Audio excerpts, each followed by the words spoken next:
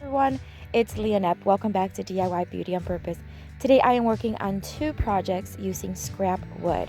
So the first thing I want to do is measure the back of my stove because as you can see it's not the right fit for the counter, but it's what we have. So I am going to build something to try to cover as much as I can. So here I am just sketching kind of what I want to see built. I'm not sure, I'm not positive, but I kind of have a vision of what I want. So I want to have a multi-level structure, I guess you could call it, so that I can place through the seasons different things on them, like plants or items. So I am going to sketch two possible items.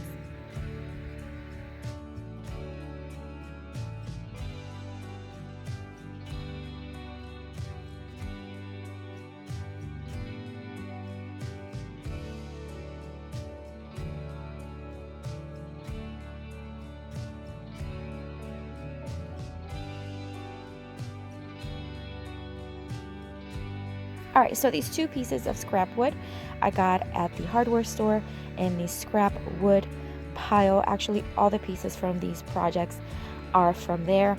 And on the particular day that I went, it was completely free. I normally pay a small fee for them, but this day were free because it just so happened that the girl who checked me out didn't know the code for it, so I ended up getting it for free. But I'm just measuring here so I can make some huts.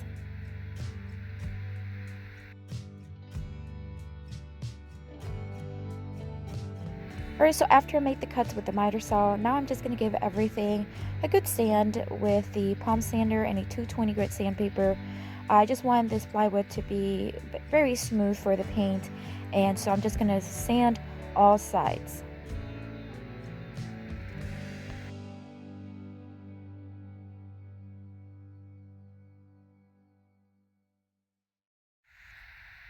Alright, so I'm just getting my brad nailer ready here. I just got to switch the nails to an appropriate size. So I picked the first sketch and I'll start building two boxes from the outside. I'm going to use wood glue as well as the brad nails. I want them to be pretty sturdy, even though nothing on them is going to be super heavy. I just want to make sure they're nice and sturdy. The plywood is very thin, so if they fall or something, they can easily crack because it's just going to be nailed. So the wood glue will allow it to be a lot more secure. So basically what I'm doing is building very regular boxes. I made the cuts obviously to fit the sizes that I need them to be, and then I'm just building them.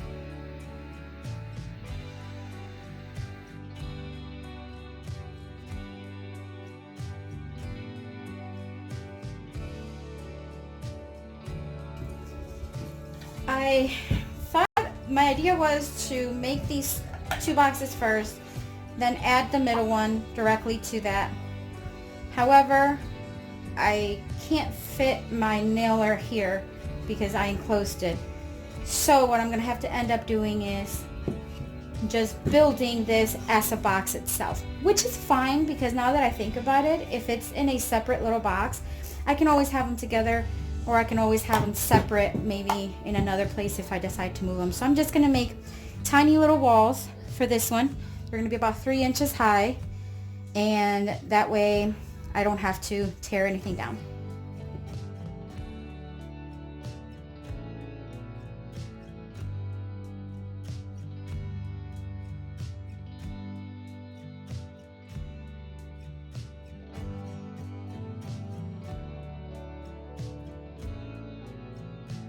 Here is what it's looking like.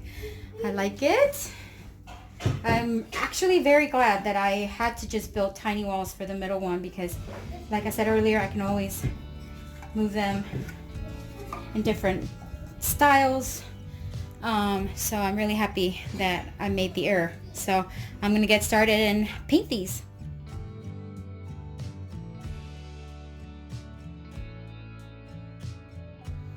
Alright, so I am using Valspar paint. This is from, I think it's Lowe's that carries it. I've had it for a while. I've used it in several projects. I rarely paint with regular household latex paint But in this case, I'm not going to be distressing these little boxes, so I thought some regular paint would do just fine. And this particular Valspar is a good quality and it has good coverage. So I'm going to paint all the sides of it.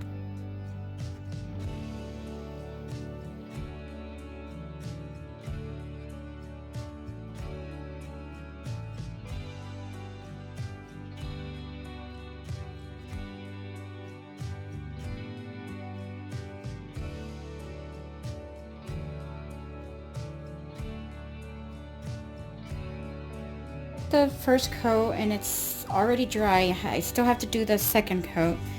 I realized that having them open like this kind of defeats the purpose of covering the ugly back of the stove.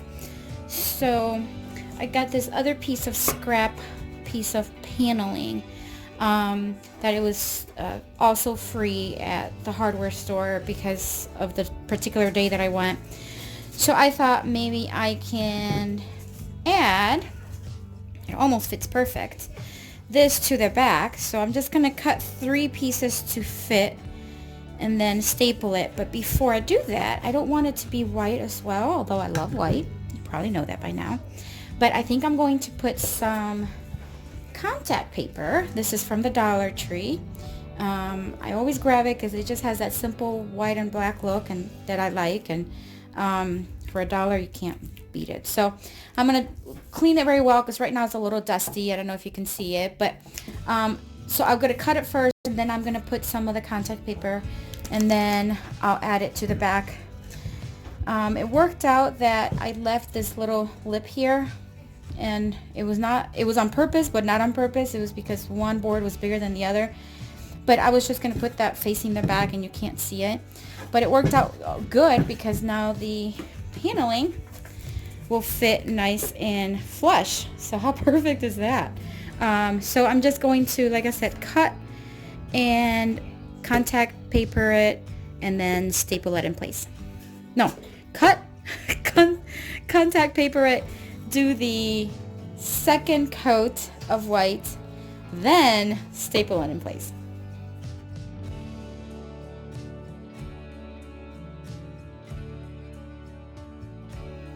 Alright, so I am just placing the board there on top and then marking with the pencil so that I know the width of where to cut.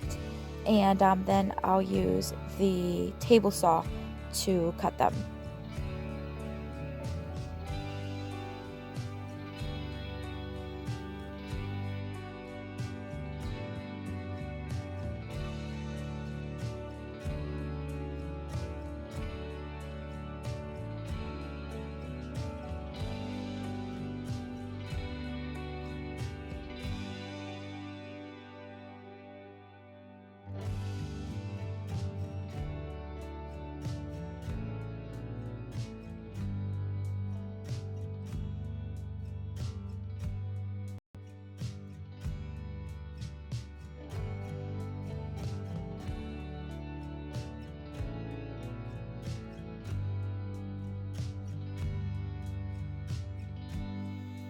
Alright, so this contact paper is from Dollar Tree.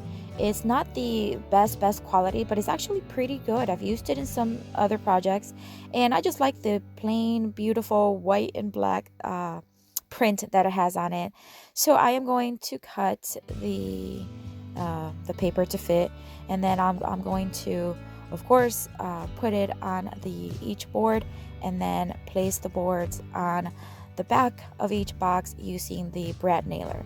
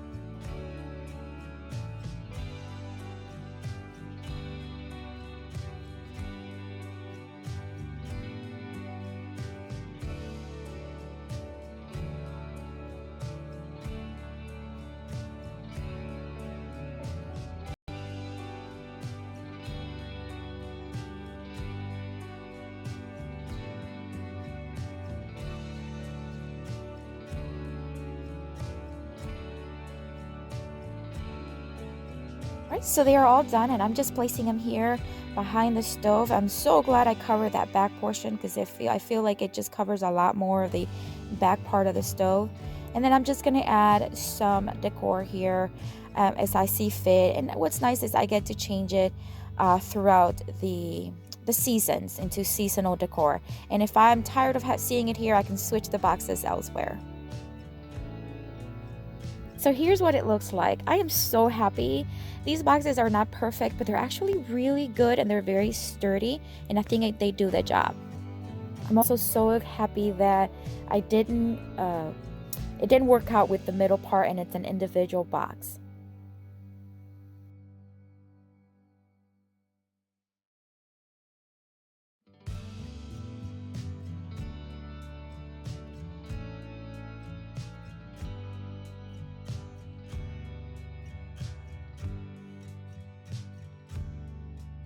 Alright, so on to my second project. This board I also got, like I mentioned earlier, at that scrap wood pile, and it was completely free. Oh my gosh, I could not believe it. Such a nice size board. But anyways, I am going to make it into a sign that I need for my kitchen as well. And I'm just going to sand it down quite a bit to make sure it is very rough. So I want to make sure it's as smooth as possible. Now I don't need it to be super smooth because no one's going to be touching it. It's going to be on the wall. But I do want to make the holes here first because I will be hanging it. So I want to make sure that I drill the hole first before I sand, so that because when you drill you get like splinters that come off. So I want to make sure that it's sanded as well and they're already done.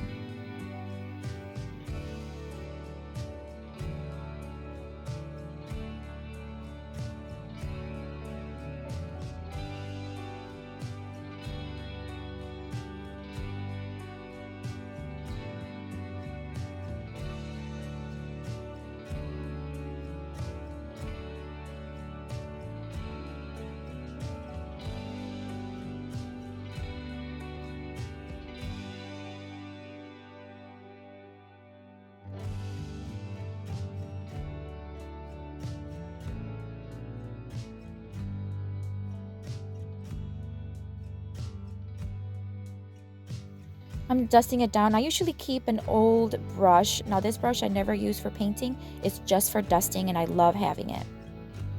Once again, I am using the same paint from Valspar in the white. This is just a regular household latex paint, and I'm going to give it 2 coats.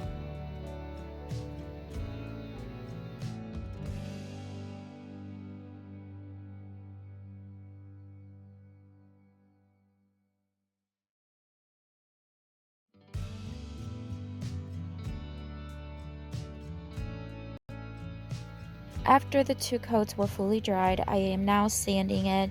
One, to just get it a little bit smoother, but more importantly, I want to distress the edges. I want some of that natural wood tone to come through. Normally, I would like a darker tone to come through, but in this case, I was actually wanting just the natural wood tone to come through on the edges.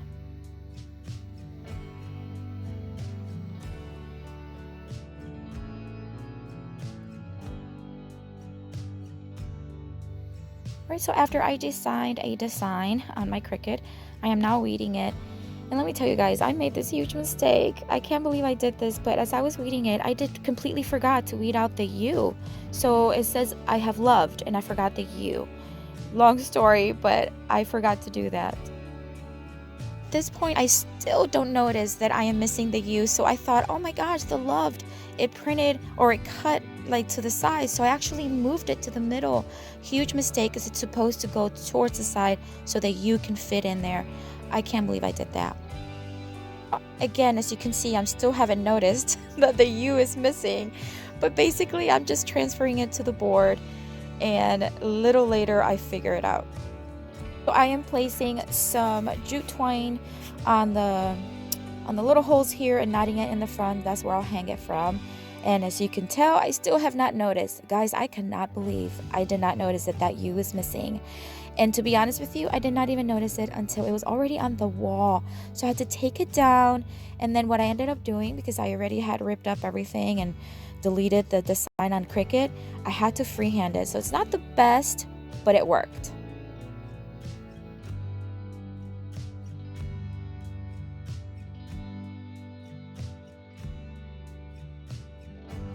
All right, there it is. I moved the loved to the side and I freehanded a U. I think it works. If you look closely, you can tell though. I think it's super cute and it goes perfect on this wall. Thank you so much for watching, guys. If you have not subscribed to my channel, I invite you to do so right underneath. I hope you enjoyed these 2 projects that were completely free wood to me, and I hope you have a blessed day.